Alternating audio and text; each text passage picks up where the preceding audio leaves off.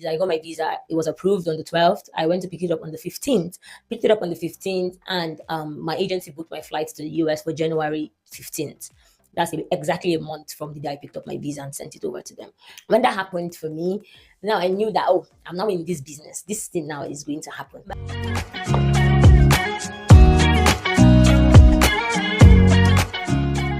Hello and welcome back to my YouTube channel. My name is Chinaza. If this is your first time on my YouTube channel, welcome. Thank you for joining us today. And if you're a returning subscriber, thank you for riding with me. So in today's video, I'm going to be going a little bit personal, and we're going to be talking about how I came to this country, the United States, with just $200. Yes, so come on and listen to my little story. When I was coming to this country, for the entire process, majority of the process, right up to literally everything, basically, before I signed up with an agency, I was self-sponsored. In 2021, I was doing what we know as ajo. So that's bulk saving. My salary for the entire 2021, I did 2 places, and the money came in bulk. We were 10 people, so it was 200,000 naira each. That's 400,000 naira. That was the money I used for majorly, to kickstart my process. They were paying me then around 120K before they upscaled. Later that same year, they upscaled me to 160. So I was saving most of my money. Once I put out that 40K for the month for Ajo, I just put the rest to work. Try to use the rest to kickstart my process, and then saved enough, right? Then I borrowed money. I borrowed money. Yes, I borrowed money for my trip to the UK to write my NCLEX. This is why it pays to be good. So be good. All right. So one thing I learned is to be very to give back when people borrow money from me, or when I borrow money from people. I learned that so hard to build integrity so that people will be able to trust me enough to lend me their money, because they know that I'm going to pay back. I always pay back when I say I'm going to pay back. So it's one of the traits that I grew and I built up as a young adult, basically. Based on that and my mom's integrity, we borrowed money off one of my mom's friends for my trip to the UK. And when I got to the UK, I'm blessed with friends. I'm blessed with good people around me. So shout out to you, Solomon, and shout out to you, Chisum. You guys' name will not even leave my mouth because you guys are amazing. Thank you. So these two amazing individuals were the people who hosted me when I went to the UK. So for feeding and for restaurant and for what's it called, for housing, I didn't pay for hotel, I didn't pay for housing, I didn't pay for transport, I didn't pay for feeding, and I was in the UK for 3 months, from March to May, and the both of them kind of shouldered everything. If you're outside the country, you would understand where my appreciation comes from the more. I'm not saying people back home in Nigeria do not understand it, but when I went to the UK and I lived with these two people, I realized something. I found out that when somebody who is outside the country, as a nurse, for anybody at all, as anything else, even as a student outside in the UK, if they send you money, if they give you money, if you ask them for something and they do it for you, just know that they love you, because what these guys, what they work to get that money, it's not easy. It's not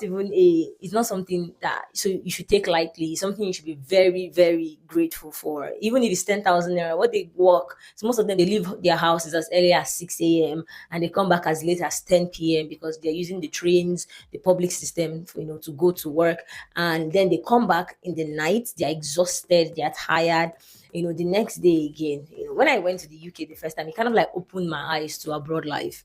It made me see, oh Lord, these guys are trying. They're trying. Even when some of them reply your messages, don't send them message like, oh, you've forgotten me, or things like, oh, you don't care about me. Oh, I saw from their shoes, because I was always at home reading for my exams, but yet they were able to house me. So for all those travel expenses, the only thing I paid for was my flights to the UK.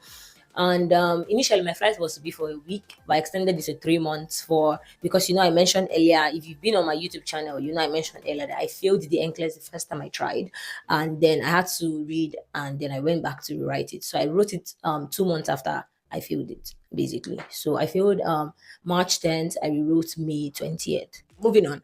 They were like my backbone, basically, those guys. That's why I said their names will not leave my mouth.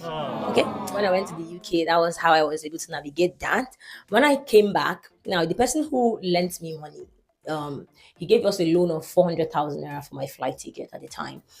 Then flight was relatively cheap to what it is now. I don't know. Now it's over like a million or 800K. Sometimes if you're lucky, you could get a really good deal. I budgeted, a round trip to be around 400 and something thousand. I ended up paying about, I think, 380 or so, for a round trip as of February of last year, February of 2022. That was what I paid. Now I'm sure that money is not the same. Okay, so but when I came back to Nigeria now, I was working. I was still working, but I was working. I worked. I was able to cover all that stuff, pay people back. The person that borrowed me the money, I was able to pay him back, 100K every month. That was the plan, a pay plan.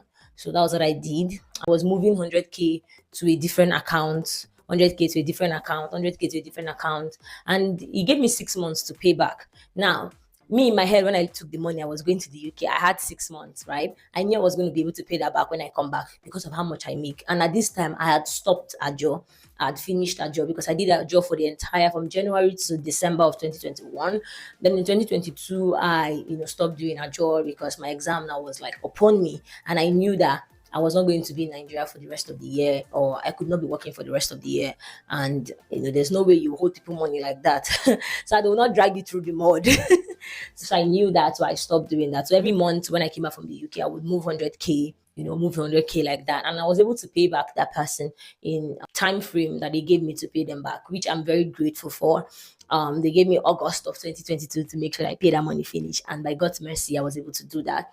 And that was one. I'm just giving you the backstory of how I landed in this US with just $200.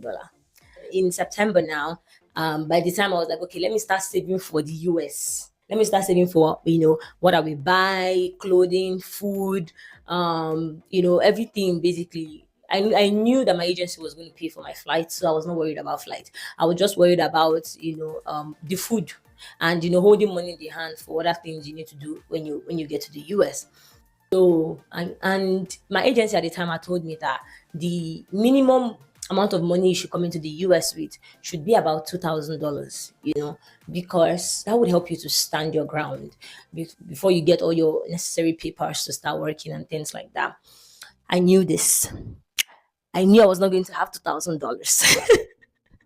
But I was just, trying to save what I have at the time because I didn't have like a rich family member that would give you money, dash you money, things like that. And personally, I didn't want anybody involved.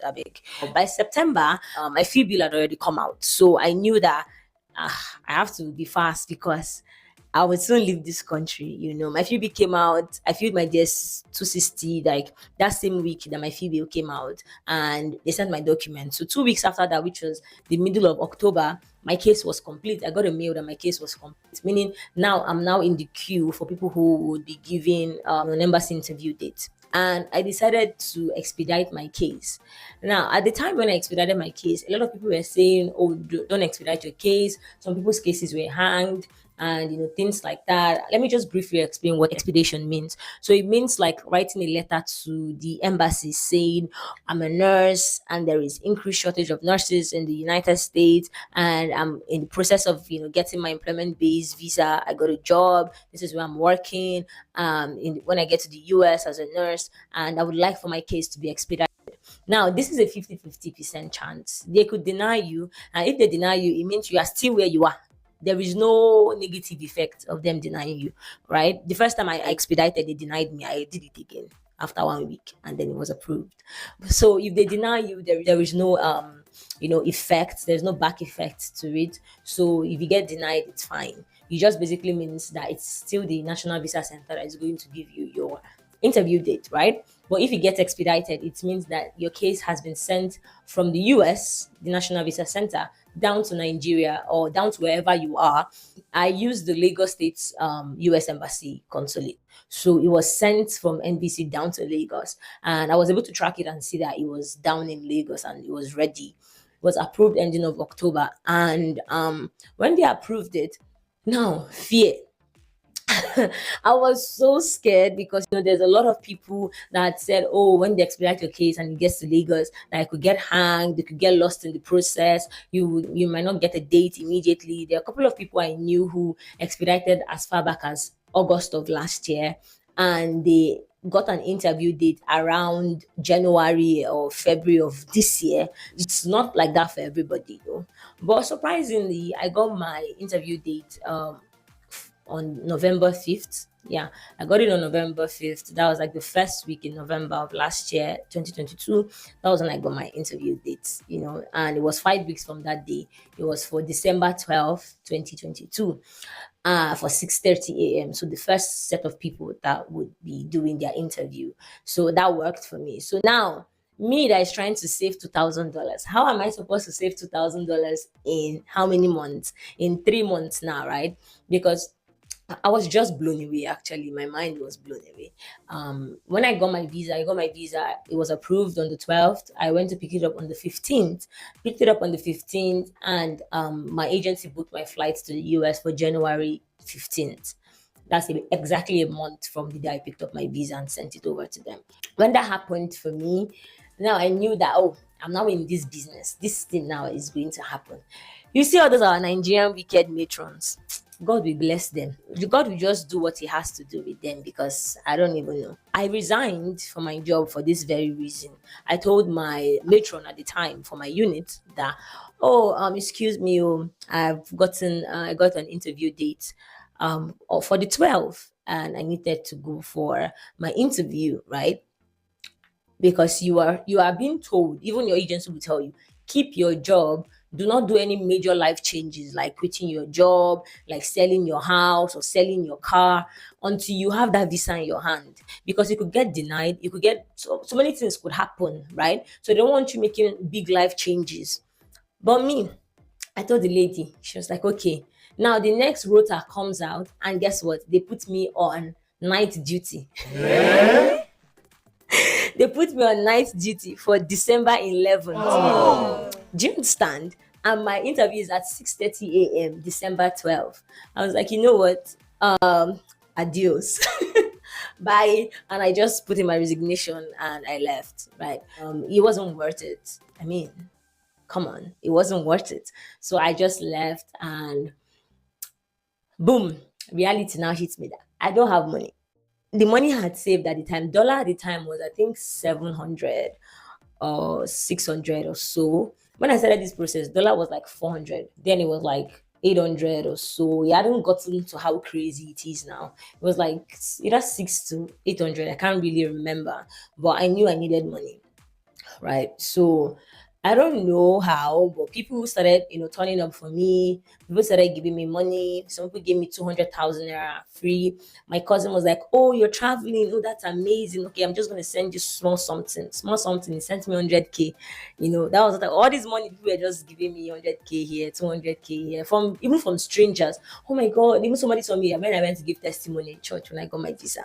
After the testimony, the person came to meet my mom. I was like, "Oh, I want to tap the blessing in your daughter's life. I want to sow into your daughter's life. I want my children to be like your daughter, and beautiful things like that." And they gave my mom money to give me. Yeah, that was how I was just getting money, and they gave my mom money to give me. So you see, this is your cue. If you want to be like me, sow into my life, subscribe to my channel. Okay, yeah. So basically, that was how God came through for me. Yeah, people were giving me money, and by the time I put all this money together, after buying all the things that I needed to buy from the market, we'll do a separate video on telling you what and what not to buy. After buying everything I needed to buy, money just finished. Yep, my money just finished. And then my now spouse, who was my then boyfriend, now sent me $200. And he sent it to my sister, because my sister had a dorm account. 1 week before I traveled, my sister went to withdraw the money. Every single day, this lady went to the bank. They kept saying, "Oh, we don't have dollars. Oh, we don't have dollars." I'm like, "Hey, God, this is how we go to this country without money."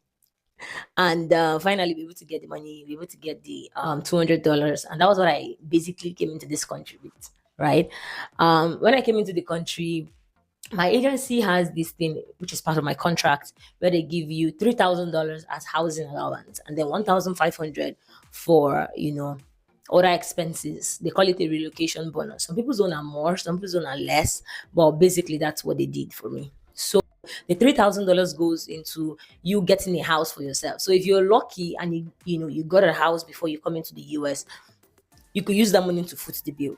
But if you're unlike me, that it was when I got to the US I found a house. So what I did was I stayed in the hotel. They took part of the hotel money from that $3,000 and then paid the rest. Gave me the rest of the balance when I got a house. So that's that. I'm gonna do a separate video on how to find housing in the US and things like that. So keep an eye out for that video. Yeah, I was really banking on that money until when I came into the US and I found out that damn, that money did not it did not go anywhere. But this is the major thing I wanted to talk about, how I survived with that money. Is that I started working about a month and a week after I came into the US. So that's about 5 weeks after I came into the US. I had to wait for my green card to arrive. I had to wait for my social security to come. I had to do endorsement of license, right? Because I was working in Maryland at the time, but my license was from Texas. So I had to endorse my license. And before I could endorse my license, I had to wait for my social security to come out. So what I did was I lived within my means. I was not eating out, I was cooking my own food. I didn't go and rush and carry a new car. So that's one thing. People will tell you things like, oh, when you come in, you can get a new car. And because you're a nurse, all these car dealership are ready to give you any car that you want, basically, and your agency could help you, not with money, but with a credit loan, right? If you have a family and you're in a place where you know that you can't move around without a car, please get a car. But me, because I looked at my, environment, I was in Maryland. There was a bus that would take me straight from my house to work, and it was just for 20 minutes. I was like, there's no point buying a car. I had all the shopping malls. I had an African store just across the streets from mine. I had a African restaurant just downstairs. I had a mall. I had like 3 malls like close to my place. So I could just trek there. They were like, 5 to 10 minutes walk max. So even when it's like crazy cold, once you cover up and put your hands in your pocket, you can go to the mall and come back. So that was what I did though.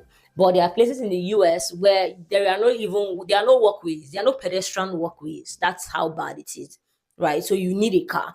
Now I'm in New Jersey. I need a car, right? But when you're going for a car, please try and don't go for the new ones. Don't go for the 2024 models or the 2023 models and things like that. They are nice, they are very beautiful, but try and start up from where you can.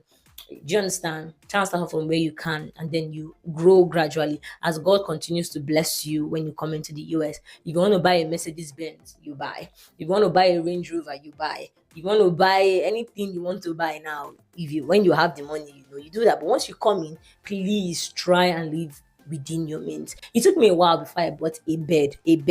Not a mattress, a bed. Apparently there are two different things here in the US. So it took me a while before I was almost like 11 months in the US before I bought. My phone was just on the floor. That's my mattress was just on the ground, So before I bought all those bed frames and all those things, I was just living within my means. I don't know if you understand. So when you come in, don't go rush and go and buy TV, or don't rush and go and buy a couch, or I don't know if you understand. Just come within your means. Survival things, what you need to survive: pots, water, things you need to cook with, heater. If your apartment doesn't have a heater, you can buy a heater. Things you just need to survive basically is what you should go for. And then as the money comes, because the money is going to come, trust me, the money is going to come, but it's not going to come as quick as people are telling you. You would first be able to like manage your money, and please don't go around carrying debt. That's another thing again. I think I've gone so long with this video, but basically that's how I came to this country with $200 and I was able to survive. I hope you enjoyed my little story.